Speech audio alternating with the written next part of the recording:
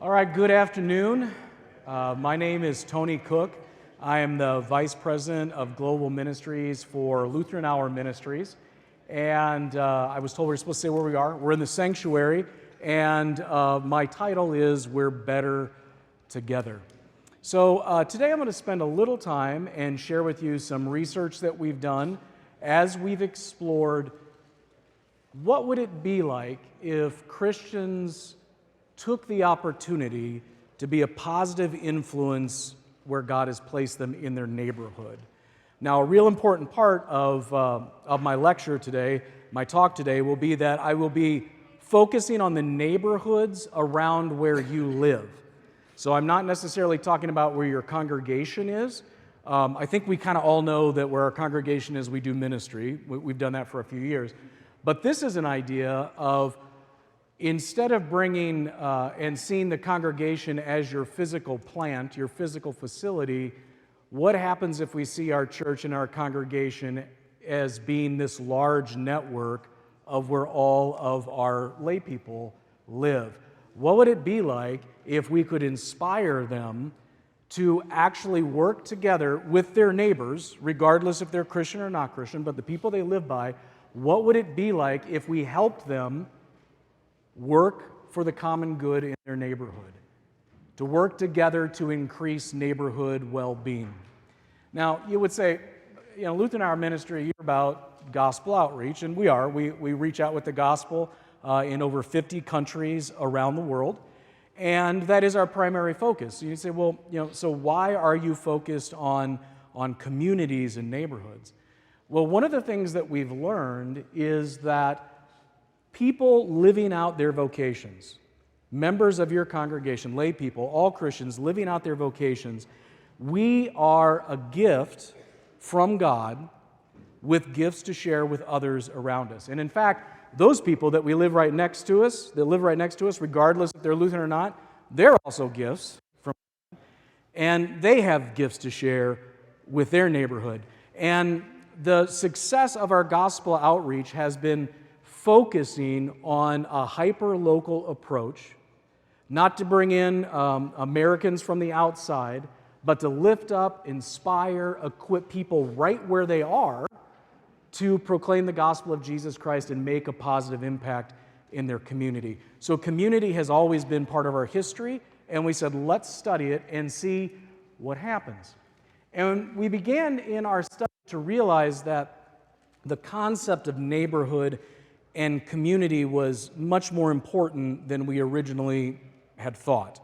At first you think, well, of course, you want your community to have good resources, you want it to have low crime, you want it to have good schools, but we realize that community actually does something more than simply providing good physical buildings and parks and benefits for the people that live there, that actually the well-being of the people is directly tied to the community in which they live. I don't know if any of you have ever heard of this story that I have on the screen, the Rosetto effect. This is a group of immigrants from southern Italy, and they lived there. They worked kind of in the slate mines, things like that, and they began to move over. If you haven't, you can read about it in the preface to Outliers by Malcolm Gladwell. It's in there. And so he tells this story of this group of Southern Italians who come over, and they find out America is a great place to live and there's opportunity. And so wave after wave of Rosetto, this little town, they come over until they've essentially moved the whole town of people over to the United States. And one of the things that people began to realize is that Rosetto, it didn't look like the other surrounding towns. When they looked at it, they realized that people did not die from heart disease as much as the directly surrounding town. There weren't suicides like there were in the surrounding town. There wasn't the same poverty that they were finding in the surrounding towns. And so researchers began to study. They said, what is actually going on here? What is unique? Are they living longer because, they come from Italy, so maybe they eat better than we do? And it was funny because they actually did this study and they found out that they ate horribly. They chain smoked all the time. They drank a whole bunch, and but they still weren't having these heart attacks that the other people were. So they said, okay, well, it's not food. what's going on? And the interesting thing about it was the only statistically relevant thing that the researchers could find about the well-being of this community was the relational connections in the community itself. What they brought with them was they brought this kind of South Italy way of living where they barbecued in each other's backyards, they took care of each other's children, they all went to Mass at the same place. They were bound together with this relational health of a neighborhood, and that healthy neighborhood was not only a benefit, not only did it benefit from the people, but that healthy neighborhood actually benefited the people in return.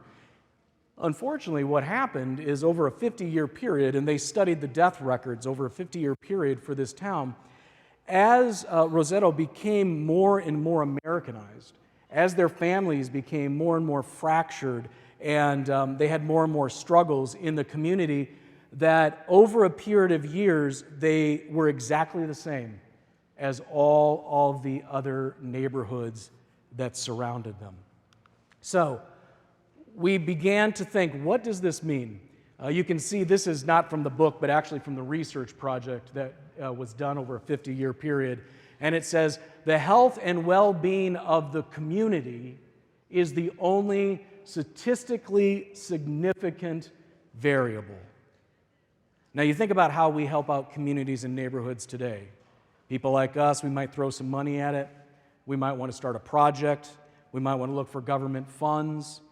And we all realize that for some reason, we might do some nice things, but that deep change, the stickiness of that change, doesn't always stay.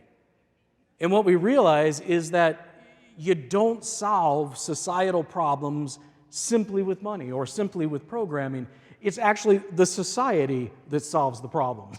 That they themselves, growing together in a rich and healthy way, relationally as community, that is the only thing of significance that actually changes a community's well-being. Now, you know this already about the other community, which is the body of Christ, right? We say this all the time. We say, well, being a member of the church, being a member of the body of Christ, that it literally benefits us. Not only today, not only do we have these relationships we can rely on, but it literally benefits our life for eternity. The God who designed Christian community is the same God who designed everyday community that we live in as well. And we shouldn't be surprised that it works in a very similar way. The loss of community health benefits correlates with the loss of social cohesion within the community. So that's from the study. And what that means is the loss of their benefits of not having heart attacks and killing themselves and all that kind of stuff, that was directly connected as they saw the social cohesion or the relational connections of their immigrant population decline. As that declined, they could track the health benefits declining as well. And then where I come from, at least right now, in St. Louis, there is something that is called the Delmar Divide. And Delmar is a street, Kurt knows it, in St. Louis. North of that, there is a documentable decrease in lifespan and health. Just a block. You just walk across the street and it changes. And it's called the Delmar Divide. And this is a quote that I used to say all the time when I taught in seminary, that your zip code is a better predictor of your health than your genetic code. And that's just not like a pastor's turn of phrase. It literally is statistically true. That's why when you look at governmental websites about community neighborhoods, they all begin pretty much with a breakdown of your zip code, and they can predict things like how long you're going to live. Are you going to have heart disease? Are you going to get lung cancer? What are the probabilities of these things based off of where you live? I live in downtown St. Louis, and there is about a block difference from where I live in a condo to the beginning of North St. Louis, which has a lot of public aid housing, and the life expectancy is much shorter. There's drugs and violence and people getting shot and held up and assaulted. Just a matter of difference of a mile. So is it geography? Is it because I live on some magical block? No, it's about the communities and the communities' connectedness, their relationship to one another, and the communities that surround them. So, how does this connect to the church, and why should we care? I always have to do this. I'm surprised I have to do this, but I always have to do this. Someone will say, Bible don't care about that, does it? Well, actually it does. When the people of God were in exile, you remember that? God's teaching them a lesson. He said, you're unfaithful. I'm going to put you in X-Files. That'd be awesome. I'm going to put you I'm going to put you into exile, and I'm going to show you that I'm faithful because I'm going to bring you back out of exile. And people start saying, oh man, he's not going to keep us here 70 years. He's going to let us out, in about a year, in 3 years. And he starts to have these false prophets that come up saying God's going to let him back out. And God said, no, don't listen to him, right? That's where this is the context of the passage. Don't listen to him. He'll be there 70 years, so sit down and buckle up, right? And this is what he says to him. He says, seek the welfare of the city where I have sent you into exile, and pray to the Lord on its behalf, for in its welfare you will find your welfare. Actually, the Hebrew for that is the word shalom. As we know, shalom just doesn't mean peace, as in friendliness or the cessation of war, but it's holistic well-being. That's what that word means. So here, God has put his people into exile. They're being in captivity. They're being controlled by people that are not themselves. And God says, this is what you're going to do. You are going to work for the welfare of your captors in the place where I've sent you. And you know what's going to happen? It's going to be good for you as well. What we realize from the Bible is that God always has wanted his people to have an impact on the rest of his creation. We are called to be his stewards. We are called to use our vocations, not simply for ministry, which some of us in here are ministers, but what would Luther say? If you are a baker, what is the thing that you should do is to bake the tastiest buns you can, right? Is the quote. So, or if you're the charwoman cleaning up, that you should clean to the glory of God. Why? Because we as Lutherans realize that Christianity is not a separate thing from real life, but that Christianity is just a way of describing what redeemed life in Jesus looks like, but it's still life. It's still to be lived here today. We are the bakers and the charwomen and the doctors and the lawyers and the pastors and the teachers who have been gifted to our community. However, all of those that surround us have been gifted to us in community as well.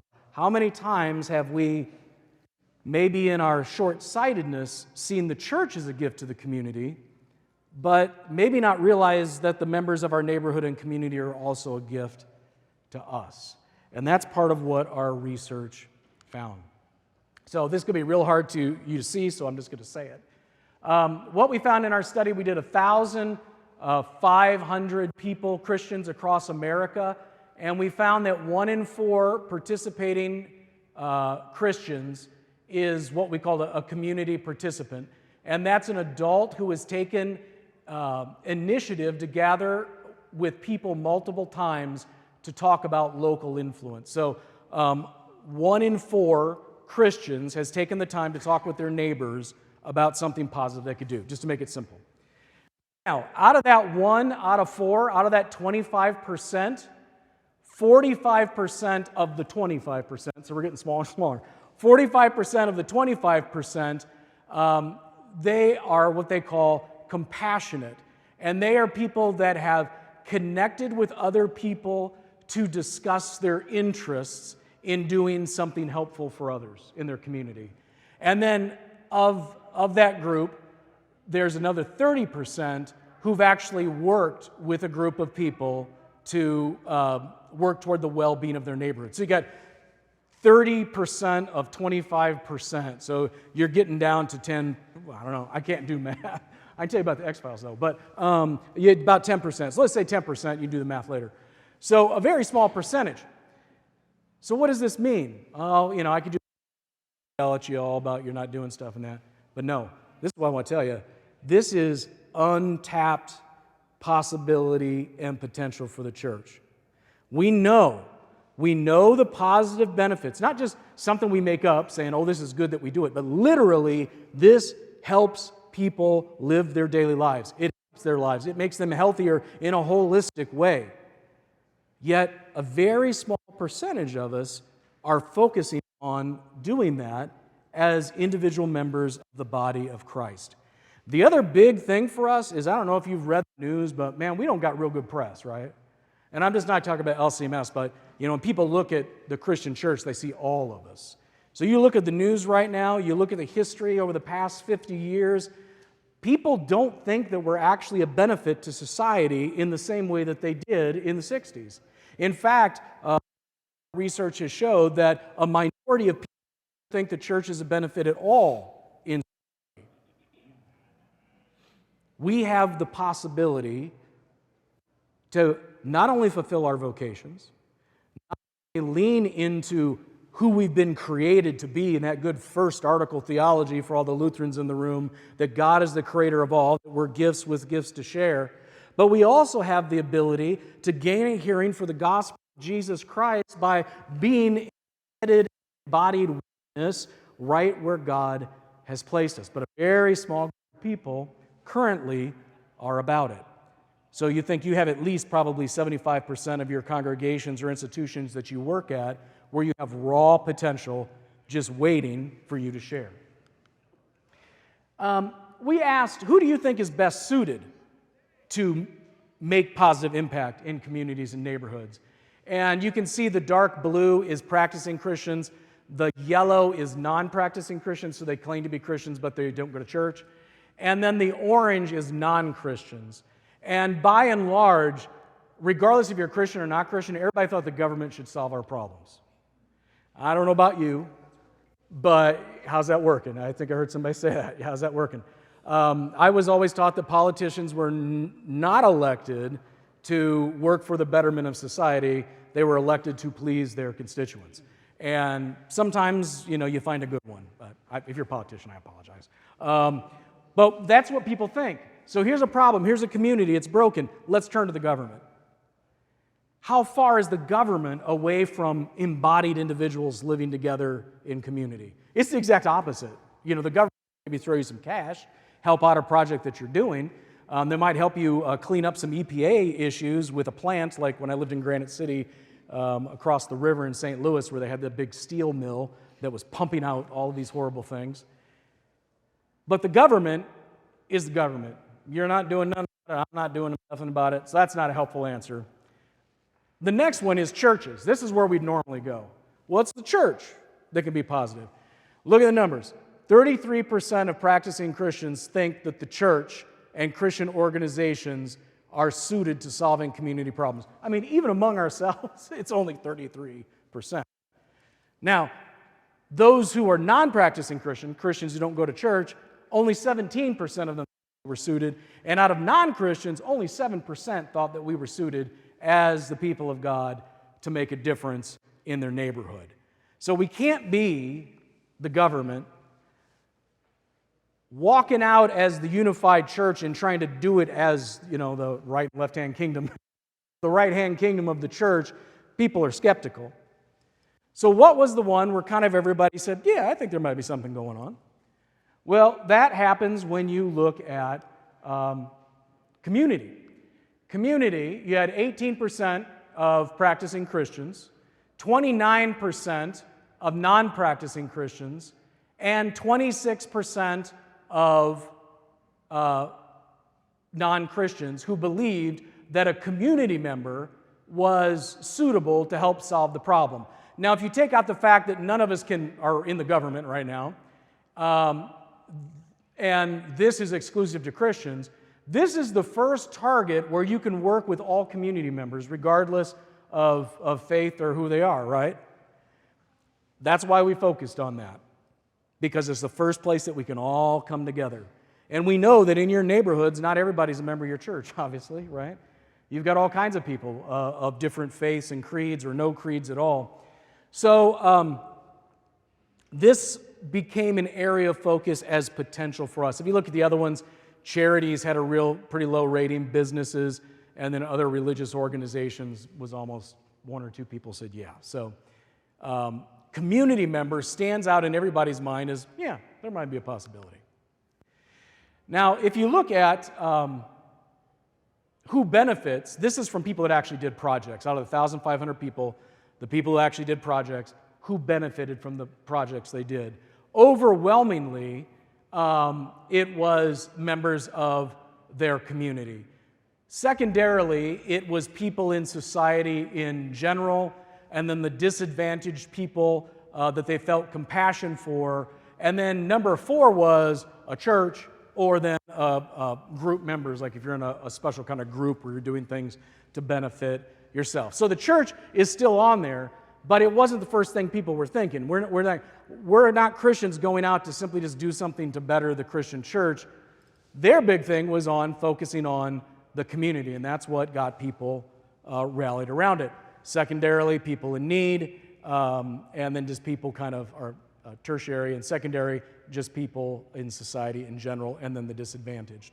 So if you put that all together, in all of our neighborhoods, there's our community, there's general folk, and there are disadvantaged folk. So you roll all that together, and we find that the projects that have actually been executed tend to bring our focus to the community level and the neighborhood level.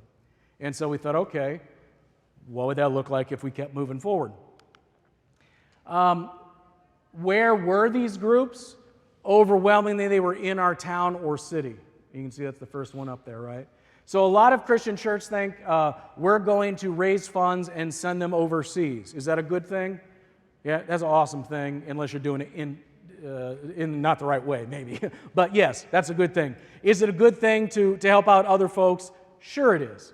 However, I always tell people, you got all these gifts, right? And you live in suburb A, and you're helping downtown area B, but you're never giving the suburban A area where you live, they never benefit from any of the gifts of the people that live there, right? Because we think, well, we don't need our own gifts, right? Why? Because we only think that you use gifts to solve things like poverty, or, it's a money issue, or a labor issue, or I'm going to donate some wood or some flowers for a community garden. All that's fine, but we realize, and we've already learned here today, that the benefit of what we need is much deeper than that. It's actually relationships of people living next together in the real world. And so how can we help to bring that through? Some of the concerns that they focused on: local poverty, strengthening families, child protection was a big one. I don't know if you know, we have a whole year of study on strengthening the Christian household, if you're interested in that. So child protection, special needs, medical services for those who need them. All of these things were on the top of the list. Secondarily, access to education, environmental issues, strengthening marriages, caring for orphans, foster children, economic development through small business, which is weird because that's a low one, but a lot of times that's where people that look like me with money, developers, they'll come in. That's where they go, right? They go to, well, we're going to turn this old crack house into a hipster coffee house, and that's going to fix things. Could you go back to the Sure, yeah. There you go. You got a question? No, I'm on our local homeless shelter board. Yeah. How about that? Yeah.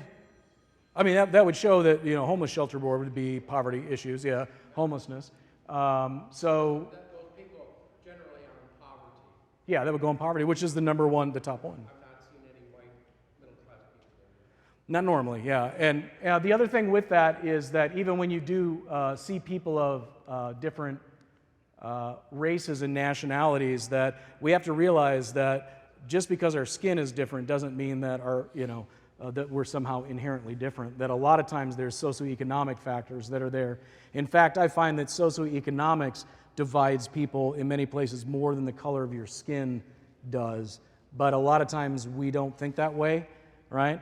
I don't know what economic class you're in, but I can tell you that in my economic class, that as long as the other person's in that economic class, it really doesn't make a difference if they come from another nationality. So a lot of it has to do with socioeconomics. when you start dealing with poverty, and then I got to stop, but this is what I love. When you start dealing with poverty, you also deal with mental illness, you also deal with drug addiction. If you realize someone is homeless, it's because every single person that they've ever known in their life has told them you're not welcome.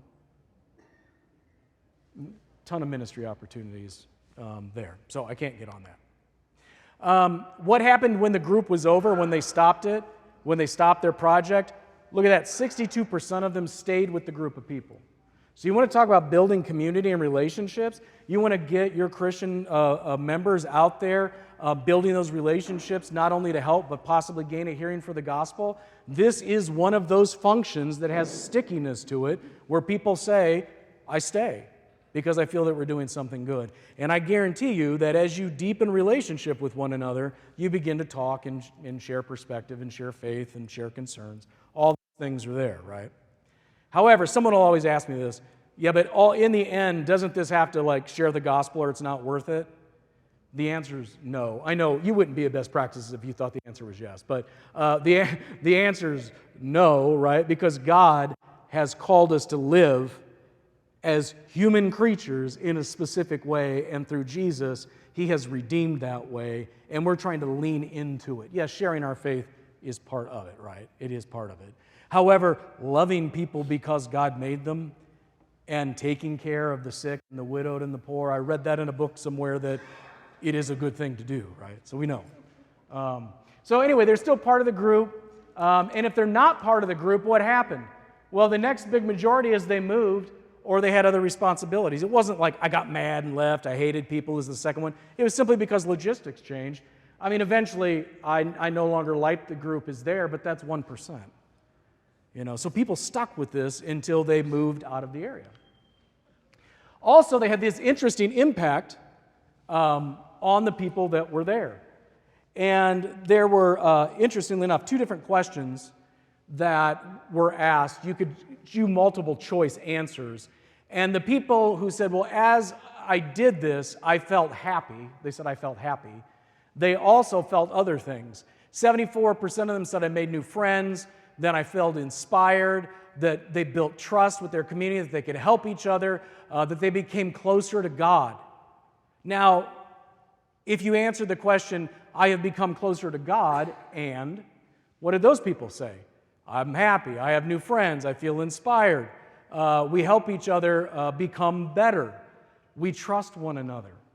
It's interesting, regardless of what you were choosing as your first benefit, it's like a package of all of these unexpected positive things that happens in the lives of the people.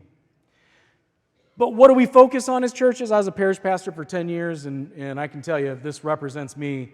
What do we collect information on? Baptisms or professions of faith, births and deaths, the giving trends, community needs outside of your congregation, where members volunteer is only 24%, church attendees, vocation, industry, job roles, 22%, and then there's this weird group of people who don't collect anything. I don't know how. They just don't report, I guess. So what do we focus on? We focus on understanding through our data how people are interacting with the congregation. But what happens if we want to unleash those people in a neighborhood? Well, the next step is to understand their giftedness, to understand their makeup in order that we can help them be the greatest positive impact that they can. Now, for any of you that too long didn't read, if you read Reddit, that's TLDR. If you don't want to read the monograph, this is the summary for you. Participants in groups with neighborhood impact often share passions for causes as well as values and a sense of community, even more than their faith and religion. So this focus, it transcends that division of faith and religion. Responses from some of the most involved practicing Christians indicate that busyness is not always the obstacle that pastors think it is. You know what overcomes the obstacle of busyness? Right? Value. Do I find it important? One of my presidents many, many years ago told me the problem, Tony, that you never realize is that people only do what people want to do. All right? That's the difference. We all have the same amount of time. We do all kinds of things, and what do you fill your time with? Things you have to do, obviously. and then outside of that, the things you want to do.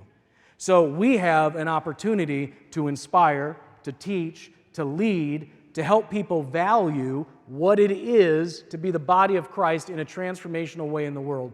Redeeming, this is important, redeeming the church's broader reputation may need to involve recommitting to its personal presence. We're not going to redeem our broken reputation by referring to presidents and bishops and pastors and priests and organizations and budgets and bylaws, as my boss likes to say. It's about the Christian in the world. See, each and every one of us in the world, we are that witness. We are that enfleshed witness for God. And if we want to make a difference in our perception, we don't hire a PR company. We simply lean in to living our daily lives faithfully before Him who has created us. The top motivation for practicing Christians, participants, is generosity to help others. Every one of our studies, the concept of generosity has come out. All right? And the more you use your gifts in sharing them in the neighborhood, the more generous with your gifts you become. That's what our study taught us. So, in my last, I just talk so much. Oh, I got a little bit of time. What did we do with all this, right? Well, we looked at all this data, we kind of choked it down, we edited it, we talked to different people, and we decided that this information couldn't just stay in the book Better Together, right? But we had to actually do something with it. So for the first time in our Barna research, we created an initiative for ourselves called the Hopeful Neighborhood Project. And hopefulneighborhood.org, it is an online initiative to help people like you and the members of your congregation do projects in their neighborhood that works towards the well-being of the neighborhood in which they live. So we created resources. We have some people that can talk through with you, kind of some light coaching on the backside if you want help. We'll give workshops directly to your church on how to do it. You can get together 6 people from different neighborhoods, and we will teach them how to do it and walk them from beginning to end, right? And Luther and I, we do all this stuff because we love you. We just do it for free, right? You can buy a book if you want, but all these other things we do for free to help you, right? Because we're all about lifting up the laity. So we came up with the Hopeful Neighborhood Project,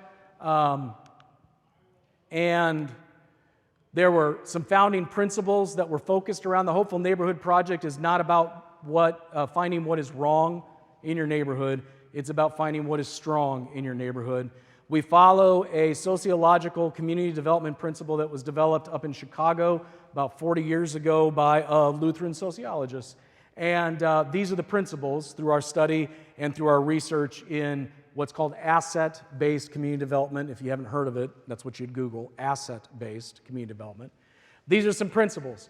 A hopeful neighborhood is where possibilities are the focus. So we help you focus on what is possible. We help you understand all of your gifts. In fact, we put together another monograph that we haven't even released yet called Gifted for More, where we took the Every Gift Survey, which is the tool we use to help people understand their giftedness, and we ran a national survey to see what the nation's gifts look like, to kind of inspire you guys to do the same where you live. But we focus on possibilities. What can we do together? How can we be better together? How can we work for deeper well-being in our community? A hopeful neighborhood is also where everyone's gifts are shared. So this isn't about just, the important people or powerful people or rich people or outside people with money sharing their gifts. This is about, we're on a desert island called your neighborhood. Everybody needs to empty their pockets and show us what they got so we can survive. That's what this is. Everybody has something to share. The interesting thing about this, and I could talk an hour about this, but the reason I came up with the term everyone's a gift with gifts to share is I was on the internet and I was reading a news article where they use the term garbage human. You hear this a lot, not always that term, but they'll use different terms. And the rhetoric, this was when the rhetoric in America was just starting to really kick off in a negative way. And everyone who didn't believe like you was somehow, You know, all of you are Lutheran. You know what it is to dehumanize people in our history because it didn't go well in wars, right? And that's what we're doing. We're dehumanizing people. If you're a garbage human, you're not worth my time. You don't have gifts. You're not contributing. And that overwhelmed me. I was so frustrated by that rhetoric. It is rhetoric I heard in the media. It's rhetoric I heard among some of my Christian friends, that these people were less than others somehow. And I was like, no. I said, we're going to do this in a way that I can stand in front of a group of 1,000 people, and regardless of the color of your skin or your ideology or your nationality, I can say to those people, every single one of them, I don't care who you are, I don't even care if you believe it, but you are a gift from God, and you have gifts to share. I did this nationally at Q while it was a video thing. I've also done it in front of a group of all black community developers in St. Louis. And it's interesting the feedback you get when you value someone. But we don't value people just to be nice, right? Or to pity them. We actually value them because we know who made them. And we know the one person who never gets valued in their neighborhood, that person might actually have the gifts necessary to turn that neighborhood around. So this is a huge part of my heart. Hopeful Neighborhood is where neighbors value neighborhood uniqueness. This is not about becoming another neighborhood, but how are you unique? I was once told by another president of a congregation that, Tony, if your congregation is filled with lawyers, you need to understand what he wants you to litigate, right? There's a uniqueness there, and God has a purpose. What is the uniqueness of your neighborhood? A hopeful neighborhood is where neighbors long for neighborhood's well-being. This is about increasing the well-being. Why? Because we know that as we work towards the welfare of the city in which God has placed us, it works for the welfare of all. Because that's how God has designed us to be. A hopeful neighborhood is where neighbors collaboratively imagine possibilities. So they are working together. This is not one person deciding where the whole community goes. This is about people collaborating and working together and learning from each other and gaining a hearing from one another and giving those who don't have a voice the ability to contribute. And a hopeful neighborhood is where neighbors create and work a plan together. Nothing happens if you don't create and work a plan. You can have all the great ideas you want, but unless you can put it down in 4 steps and do it, it never goes anywhere. And we designed a whole free curriculum that actually walks you through all these steps. We have some resources, Better Together, the monograph, as I showed you. The Hopeful Neighborhood, that book in the middle is for general Christians who aren't ready to do a project, but they wonder about the topic. So it's a very low pressure kind of book. And then the third book, The Hopeful Neighborhood Field Guide, I wrote with Don Everts, and it literally is the 6 principles explained. It's for the people who said, yeah, we want to do this, but we need to know something. And then at the end of that little tiny book, the Field Guide, it connects you to the online curriculum that will help you walk through actually doing projects in your neighborhood. So imagine you go back to your church. I don't know what kind of church you're all successful folks. So you got a church of 750 people, right? And out of that, you've got, I know, if you don't, you will next week. So you go do that, and 10 of them, right? 10 of them say, yeah, I'll do that. You've got 10 people in different neighborhoods being the hands and feet of Jesus, building relationships, working towards well-being, and you're starting to see the green grass of the future Eden break through as we wait for Christ's return. Proleptic manifestation of the kingdom of God, that's what a seminary professor would say. So how do we do it? We cut through all of the research for you, and we just give you 3 steps. Just 3 steps. The first step is discover the gifts. That's your gifts, your neighbor's gifts, and your neighborhood's gifts. The second step is imagine the possibilities, where we help you literally imagine what you can do with the gifts that you found. How can you use those gifts for the well-being of your neighborhood? We have a well-being model that connects into, so you're combining your gifts with your desire to increase well-being in a specific area so that your project is doing both of those things. And then finally, pursue the common good. That's the nuts and bolts of the step-by-step. How do you actually develop and execute a plan together? So it's 3 steps. It can be as big, as audacious as you want. It can be as small as you want. If you want to do something real small and start out, I brought some. You can get some more of these if you want, probably at the table. But I brought one simple way. Everybody wants to know a simple way. We came up with a little neighborhood bingo. And so you get a group of people, you get teams in your churches, and they take a bingo card, and they say, okay, you guys got to make a bingo. I'm going to give you 6 months, and whoever gets a bingo first, we're going to, well, I don't know what you do in your church, but I give people money. But I'll give you money, right, if you do that, make a bingo. And so all this is, learn the names of 3 neighbors. Spend an hour helping your neighbor around the neighborhood. Organize a game watching party for your local team. Organize a homemade cookie contest and invite your neighbors. Make extra baked goods and bring them to a neighbor. Ask your neighbor for advice about an issue that you're having. I mean, there's just a bunch of easy stuff, right? Now, are these like huge thought out things? No. But what we found is this. You got to start people with a little tiny baby step. A little baby step. You start them with a baby step. They don't even got to buy a book. They just get one sheet of paper and some stickers and say, choose some of these, go do them. And then what you do is you bring them back together and say, okay, you've had a couple months. Everybody got a sticker on their sheet somewhere. Tell me a story about what happened. That's all you got to do.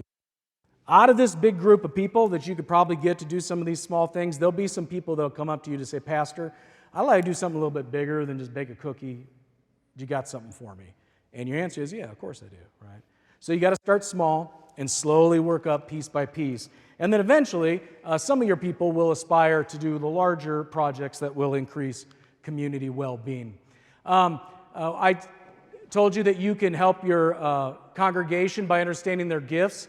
If you go to the hopefulneighborhood.org/everygift, there is a website, there's a free tool. You don't have to pay anything for it. Now, it's gifts that are, you can see them, well, you can't, but these are gifts like you would think on Indeed, right? These are not like I have the gift of prophecy or I got the gift, they're not spiritual gifts. A lot of churches do spiritual gifts, but I personally find that spiritual gifts are really hard to translate into community type of things. So what we decided to do was go with vocational gifts because we understand vocation as Lutherans. So like critical thinking, artistic gifts, communication, interpersonal, teamwork, leadership, technical, financial, intercultural, entrepreneurial, management, civic. The interesting thing about these gifts is these are the gifts you need to actually do projects in your neighborhood. This is the national study we did and how it's broken out. And if you could read it, it would be interesting, but you can't. If you wanted to know more about gifts, as I said, we're just getting ready to release the Gifted for More monograph. For the first time, LHM and Barna are working together to co-produce the materials from this. We've never done that before. They write the monograph, and then we go off and make things. This is the first time ever we're making the things together. So this is hot off the press, and we haven't even finished making the things for you yet. But this essentially will help set a context for gifts for your people. So they say, well, I don't know, what's the rest of America look like with the gifts, things like that. You can use this to kind of walk your people through. We're also developing sermon slides, discussion guides, not only for this, but for all of the boxes that we made, all the research. So if you want to do a sermon series like on this, you could do it. You could get the monograph, read through it, put some quotes in it if you want. All right. So I don't got time for this, but this is an example of some of the video that comes from our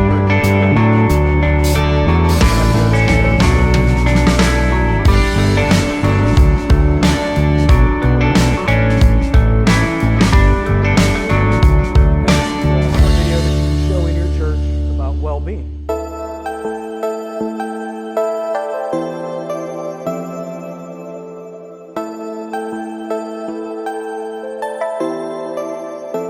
Something that I've been involved in the last couple years in my neighborhood that I feel that has been a positive impact is joining a plant club. Plant Club has brought this importance and well-being to myself and just to others within the neighborhood. During this pandemic, we have just gone through a lot as everybody's facing these challenges differently. We've had women in the plant club that have lost animals very suddenly. We have had women in the plant club that have lost parents very suddenly. And it's just been amazing how we have all been able to pull together and help each other out during this time. One instance was for one of the women, her father passed away.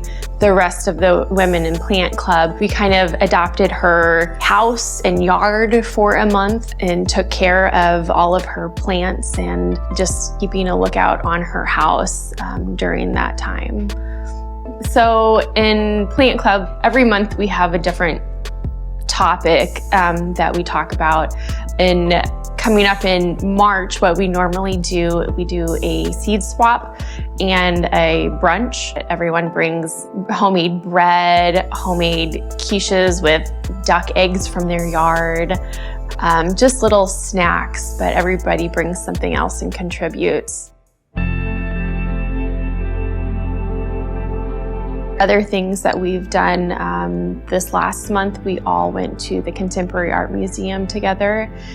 It was thoughtful, it was fun, and we were able to talk about all of that while being together, still distanced during a pandemic. So, since joining Plant Club, we have a group thread that we're all on that we can kind of communicate back and forth and check in with each other. I feel like my well-being and then the well-being of all the other women in the neighborhood is just so much stronger and has grown so much, and I feel like it really makes an impact on the other relationships we have throughout the neighborhood with others. So.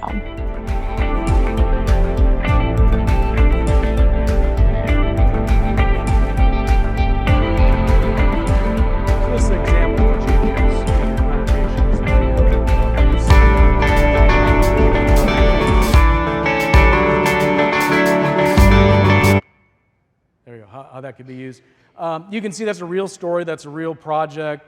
You hear all the things that we talked about. Relationships were there, someone died, they were there for them, they took care of their yard, they're talking about conversations, right? And I guarantee you in America today, it is not knock on the door and say, if you die tonight, where will you think you go? However, I can tell you every single day, if you have a conversation with anyone about any topic of weight, say for example, possibility of a war or something like that. Anything that concerns people today as Christians, but also as Americans in the world today, we are given the ability to say, well, I know you don't believe this. This is my belief. I know it's not yours. But from my perspective, this is what I believe. I don't know how I would live in the world today with all of these potential wars going on if I didn't have faith that in the end that I would be with my Lord. That's all you got to do. All you have to do is give a word or a testimony for the hope that lies in you, and that's it. This can happen all the time in these things. It's not the point, right? What is the point? The point is for us to actually be the people of God and see the world flourish because of God's humanity doing what it's designed to do. However, the bonus is we also gain a hearing for the gospel along the way. As I said, we work with a model of well-being called the well-being window. So it's called that because of my mom, because my mom lives in this tiny town of 600 people, and she sits in her recliner and she looks out this window and she knows the well-being of that town of 600 people by looking through the window. So we created this thing called the well-being window. It has 4 quadrants: people, relationships, environment, and then systems. And underneath that, each one of those, there are 3 different areas of health. So under people, there's physical health, emotional health, intellectual health, and you can see social health, cultural, vocational, natural, infrastructural, residential health. Do people have housing, things like that? Political health, economic health, and associational health. So we designed this model of health. These are the areas that you would target a project to. So you'd look at all your gifts and say, we want to work on one of these areas of health and well-being. So we can teach you how to do that. And I won't play this over, but this is just a video about a guy who talks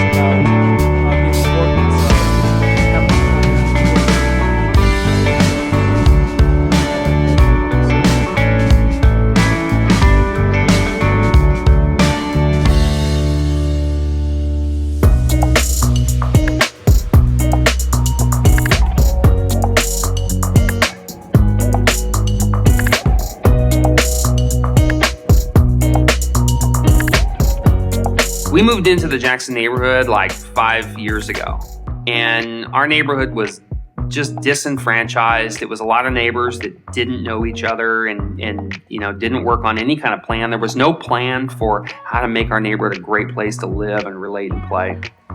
And so we started an association, a gathering of neighbors to make plans together to just solve some of our neighborhood's deepest issues. We started a nonprofit, which only job was to work with the city of Fresno to make plans that would improve our neighborhood's infrastructure. We brought neighbors together to do listening sessions, that is to listen to neighbors and their deepest concerns so that we could bring those concerns to our council members. So he'll go through a number of great suggestions, which you can watch more on our website, hopefulneighborhood.org. But you see what he did. He just didn't, the first project he did were projects about giving voice to people, building relationships with people. I always tell people the best project you'd ever start with is one that gets your neighbors to know each other and deepens relationships with your neighbors. There's a lot of things till the day I die that we could be working toward, health and well-being. There are 12 areas of it. But if you want to get there, you got to start by getting the people willing to talk and work with one another. So the first project we always try to get people to do is one that either brings people together to have a voice or one that's specifically designed to improve relationships. And if you're a type A person like I am, I have a step-by-step bullet checkpoint sheet for each and every step that you can use in the process. We also have forms that you can fill in either by hand or PDF that walks you through how to create a possibility statement, how to set goals, how to set objectives, how to put them on a timeline, where you're going to need money and funding to do these projects, all available for you to use. As I said, we have other easy-to-start resources like the bingo thing that you can take some with you today. And then we have a whole kit of things. We have kits to give away. Becky's in the room somewhere. Becky, there's Becky and Nicole. Becky, will you stand up real quick? If you see Becky, she's got on the jean jacket. If you see her, she'll give you things, right?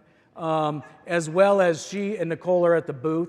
I have a person, his full-time job is to come to your congregation and talk to you about how we can help you. His name is Jason Fox. His contact information's on a QR code on the table. And all you do is call him and say, hey, I'd like to implement one of these programs at my church, but we don't know how, and we will do it. We will help you with it. It might be me, it might be Jason, it might be Ashley, it might be somebody else. We can do it on Zoom. We can do it in person. But that's what we're here for. We're here to be better together, for iron to sharpen iron, and for the people of God to live their daily lives faithfully before Him. So we can help you out by helping you with learning communities to work through the process with a coach. We have a full-time coach, Sarah, who will walk you step by step through this if you like. We have book clubs to discuss the different books. If you don't want to lead the book club, we'll lead it for you in your congregation or online. And we have coaching for the individual teams who want to use the tools in their own context. We just did a Valentine's Day piece where people said, we want to do something, but we can't make it up. Can you come up with something? So sure, we'll do it. So we're like, okay, we're going to do something for Valentine's Day where we're going to get a bunch of people and teach them how to make Valentines that they're going to go and give to their neighbors, right? So it was like a big craft project with a purpose. And so they did this craft project and they did it. And lo and behold, do you know what happened? The next day on the news channel in Springfield, Missouri, there was a man, looked kind of like me, looked like a middle-aged dad. He was on the news. And what was he talking about? I want to show you how to make Valentine's Day cards that you can take to your neighbors. I worked on these for about 2 hours. And he goes through, and he actually was there with us, did the project, and then called his television station and said, if you got like a minute or two, I want to share this project. That's another thing you want to do. You want to help your community. All of your community broadcast television stations normally have a Saturday show or some local weird show where they just talk about, like, is there a fair in town or something like that. Those people love to get information. Say, hey, I'm Joe from this church and I'm focused on the community. Could I come in once a month and for 3 minutes talk about things you can do to make your community healthy? I got a billion ideas for you. So you can come up with your own. I can help you with some. I can walk with you step by step, or you can just cut and run and do what you want. So flexibility is yours. We can help you. Please visit, if you'd like to know more, at hopefulneighborhood.org. That little yellow arrow is clicking to a link called Events. If you want to participate in one of our online events, they're all done on Zoom. You can click on there and sign up. Feel free to call me. I have cards. There's cards at the table. You can call me directly. You can call Sarah, who's our coach. You can call Jason Fox, and we're here at your disposal. But what I want to tell you is this, is I hear too much, I just hear too much of the sad and depression and how things gone. And I know what it is, man. I know what it is. My church has the same issue, come back from COVID, things like that. But I got to tell you, I opened and read the book at the end, and we make it out okay, right? We make it out okay. Today's the day for us to say, okay, we're done. We mourned and sang our song, but now we're going to go out and make a positive impact for Jesus Christ. Thank you for your time.